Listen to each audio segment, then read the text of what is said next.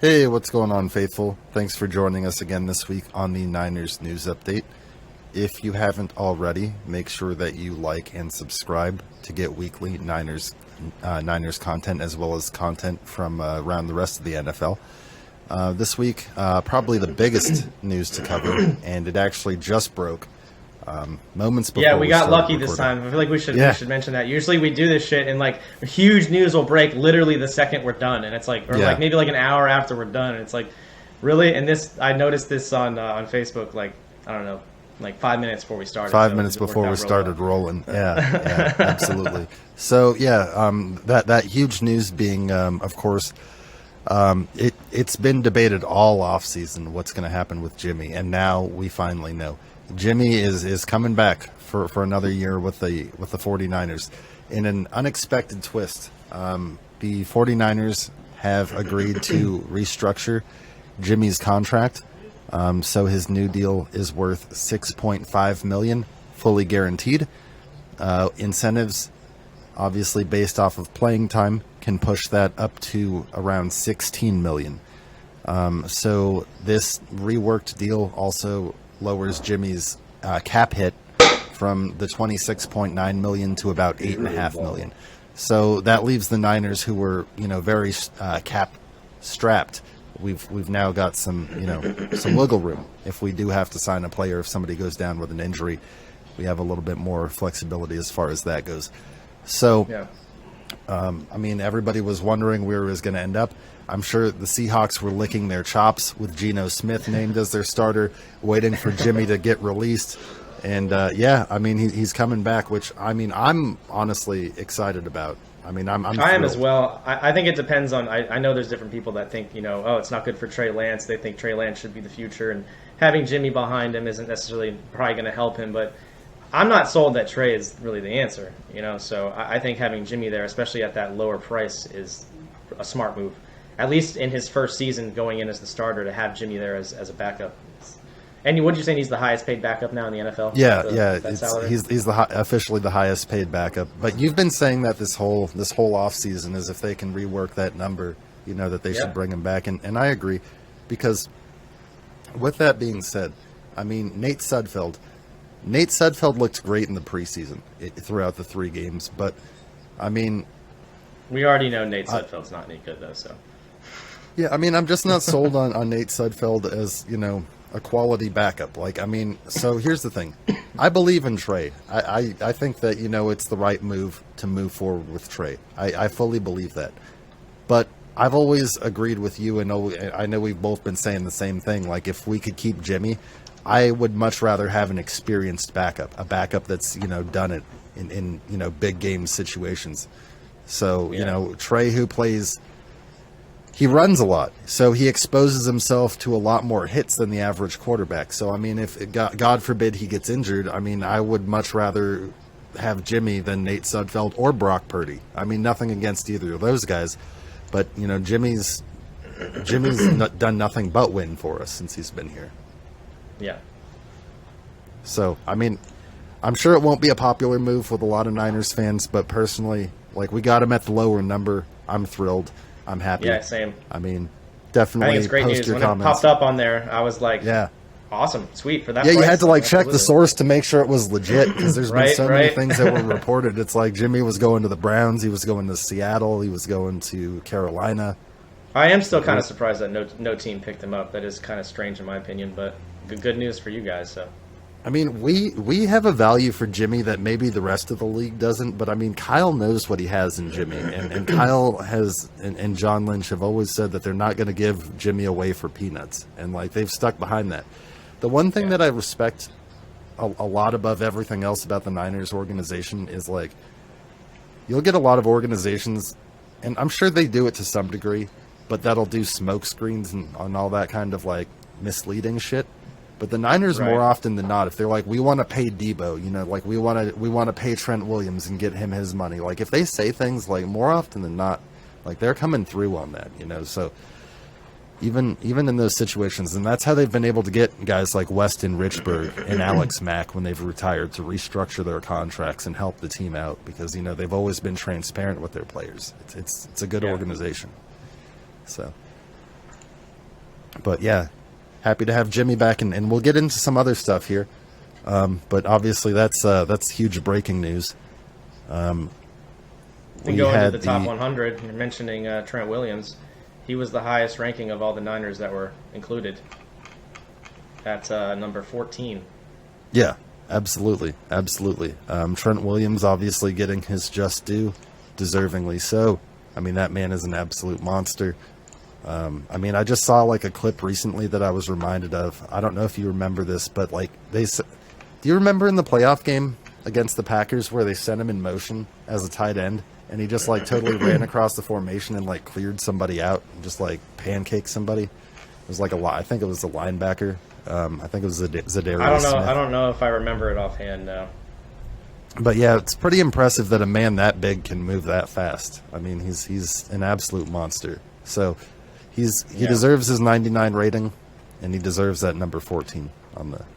There's one here I do have a bit of an issue with. They got Deebo Samuel at 19, which I'm very happy for him for that. But Terry McLaurin seems like he's about as good as Deebo, so I'm a little confused how Terry's not on the list anywhere. But that's a personal gripe, I guess. So, I mean, I'm gonna be unbiased as hell. I mean, obviously, I love Deebo, and I'm extremely happy to have him back. But I think Terry's a better pure receiver than Deebo, as a pure wide receiver. Now, is that to say that I would rather have Terry than Deebo? Not necessarily. I mean, I'd rather have them both if I could. It seems like he works really well for the Niners. So yeah, Deebo's a Swiss Army knife. I guess. Yeah, exactly. It depends on the offense you have. We really, in the past, I mean, obviously with Trey, we're going to go downfield more, but traditionally we've had more of a horizontal passing game than vertical. So, right. Deebo really, his ability to do things out of the backfield was huge. But I think Deebo is just a great all-around Swiss Army knife of a player, and he's just super dynamic. But yeah, I think it's funny too that he was ranked 19th when he's number 19. That's kind of funny. Oh yeah, that is weird. Yeah, huh. Yeah.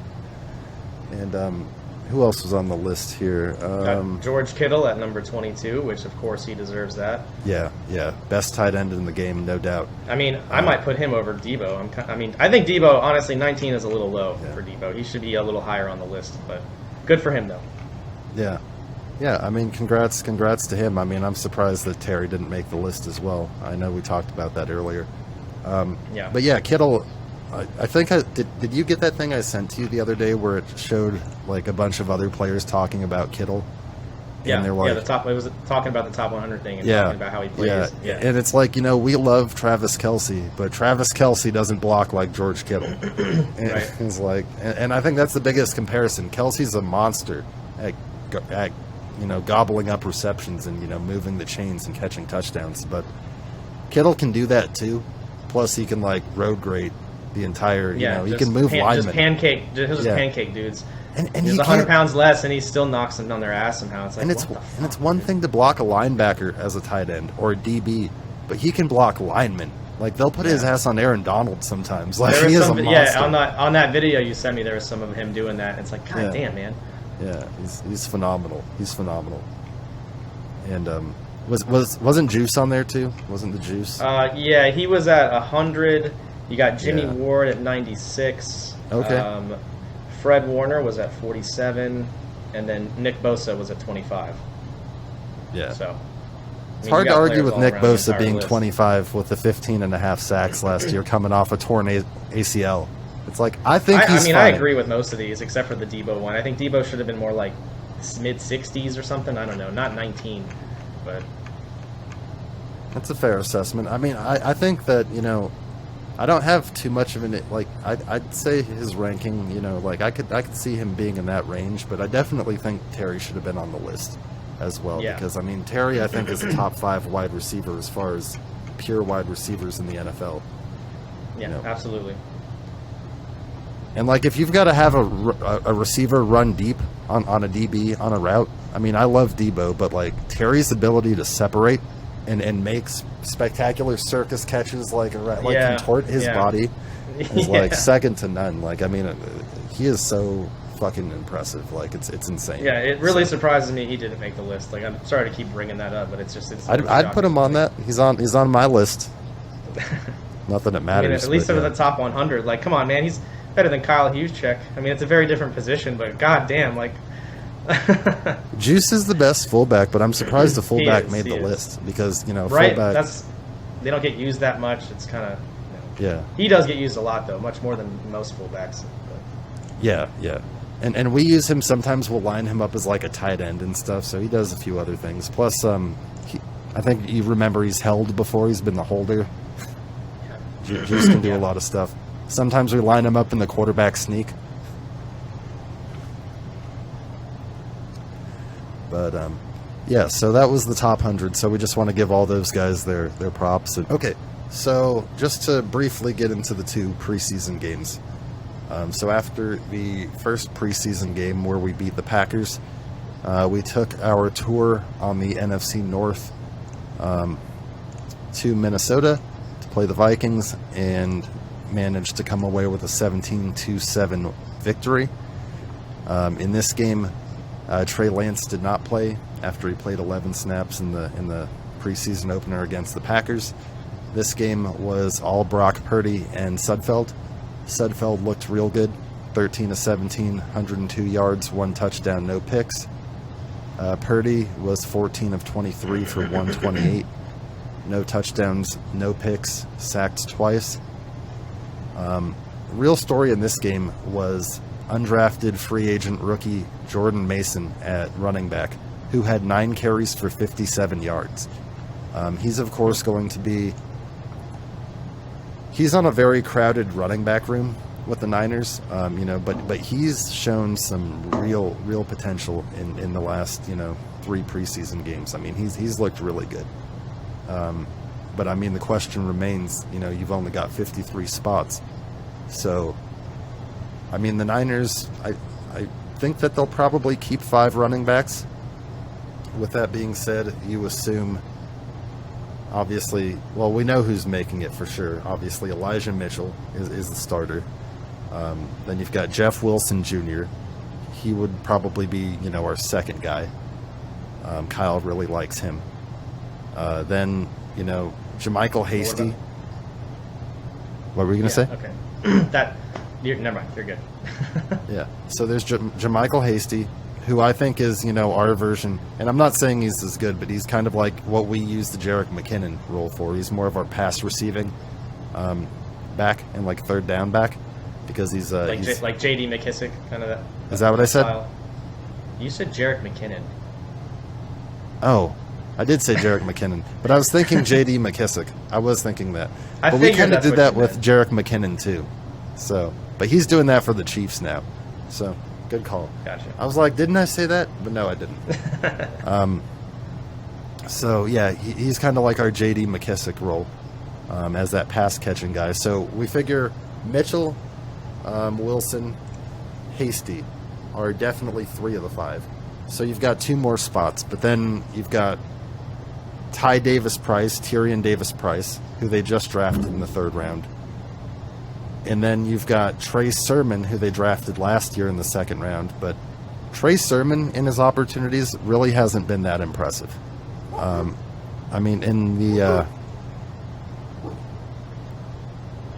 game against the Vikings, he had 5 carries for 8 yards. And, the previous game he struggled as well. And against the Texans, he had...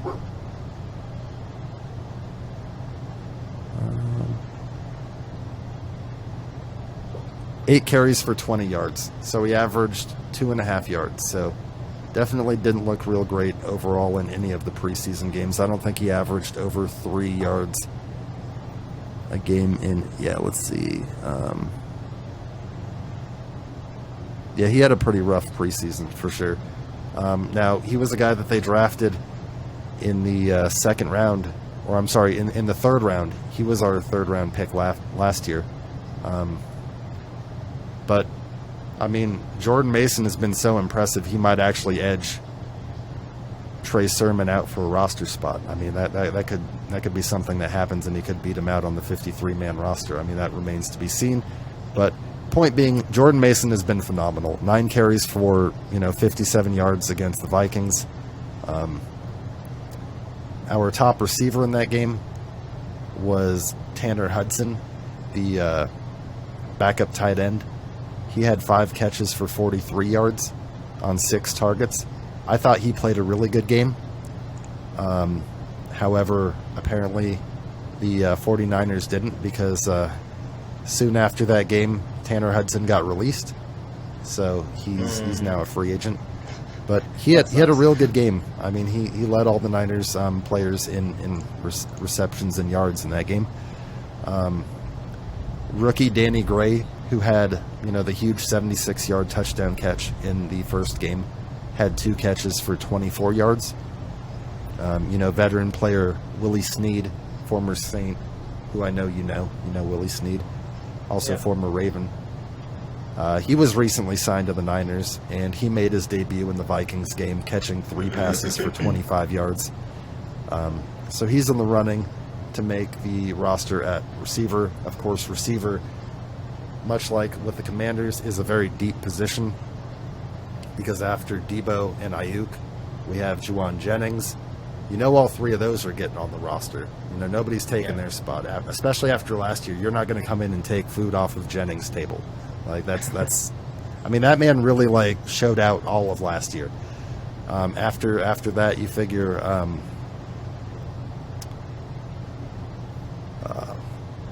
they have Danny Gray. I just mentioned him. I was like, why can't I think of that? He's going to be receiver number 4. And then they've got guys in the running like Malik Turner, Marcus Johnson, who's Willie Snead. So they've got several guys in contention for that spot that are trying. Also Ray McLeod. I don't know how I didn't mention Ray McLeod. So they just paid him a lot of money too, so he's going to make the roster. So yeah, you're looking at probably Debo, Ayuk, Jennings, Ray McLeod. How do you forget a guy like Ray?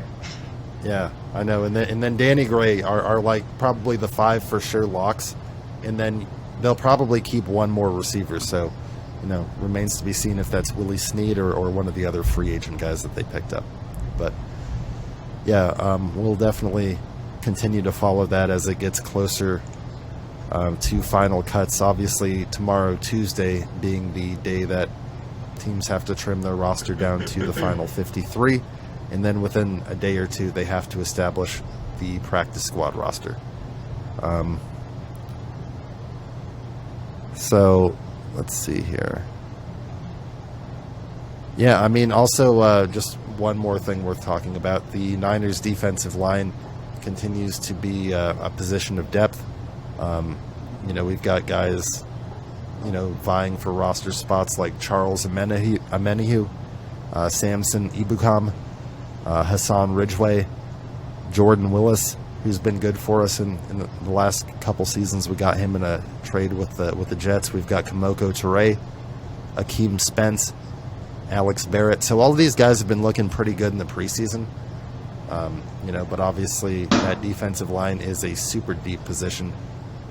Once you get beyond, Bosa and, Drake Jackson and all those guys. So a lot of wide open competition here. We will let you know more what the final roster looks like as that gets established. Just wanted to go over all that. Obviously the biggest news is the Jimmy news this week. Yeah, definitely. I'm glad that happened, though. They needed him to stick around. Yeah, and I mean, and just in closing, that leaves. You figured the Niners might have kept 3 quarterbacks if they were going to let Jimmy go with Trey, Brock Purdy, and Nate Sudfeld, but now you figure either Sudfeld or Purdy ends up being the odd man out. So it'll be interesting to see. Purdy. Probably. I mean, he was a 7th round Mr. Irrelevant pick. So I mean, he's done some good things in the preseason, but I mean, apparently Kyle really likes Sudfeld. So we'll let you guys know next week how the final rosters shape up as we get prepared for the Bears week 1. But like and subscribe if you're not already, and go Niners. Go Niners. right, everybody, hope you enjoyed the Extra Point Show this week. If you did, make sure to give us a like and follow so you can get weekly content, and join us again next week. Yep, we'll be back to cover the roster updates to see who the starting rosters are before week 1 starts. Can't wait. Hell yeah, we're getting close. Football's just, it's just right around the corner. Real football that actually matters. Yep. So Yep, that matters. We're going to get it. Yeah. All right. Have a good night, everybody.